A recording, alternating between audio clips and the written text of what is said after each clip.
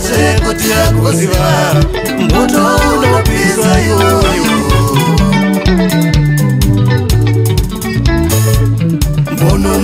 Munhu mukuru kwete kuita semudiki ari kutambisa moto anonzi musiyeya sekuti yakuziva moto unopisa iwoyo.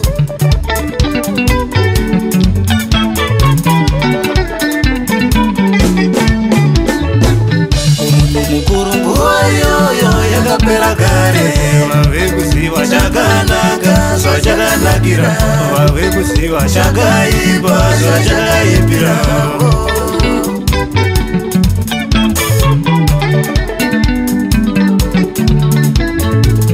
Munhu mukuru nguva iyoyo yakapera kare, vave kuziva chakanaka zvachakanakira, vave kuziva chakaipa zvachakaipira.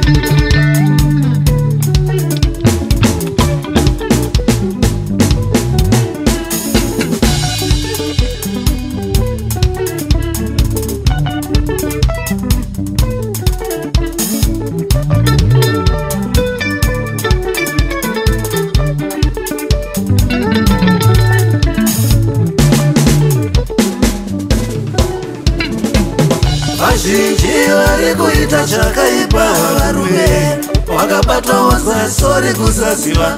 Hapana asingazive chinoerwa negavi, inyoka yakafa kwete mhenyu nuruma.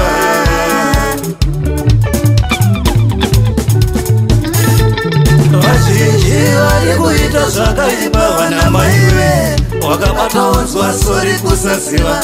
Hapana asingazive chinoerwa negavi, inyoka yakafa kwete mhenyu nuruma.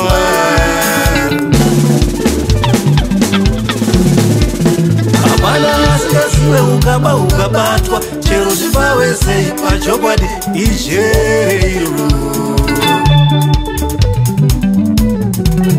Mukadzi ukangobatwa nechikomba, hapana yekutamba, imba yatoparara.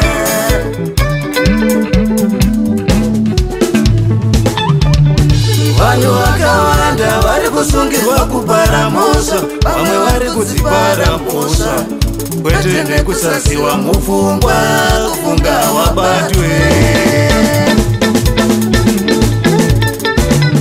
Vanhu vakawanda vari kusungirwa kupara mhosva, vamwe vari kudzipara mhosva kwete nekusaziva mupfungwa, kufunga wabatwe. Vakadzi vakawanda vari kubatwa vaine zvikomba, dzimba dzotoparara. Vamwe vari kuramba vachizviita kwete nekusaziva mupfungwa, kufunga wabatwe. Vakadzi vakawanda vari kubatwa vaine zvikomba, dzimba dzotoparara. zita kwete nekusaziwa mupfungwa kufunga wabatwe.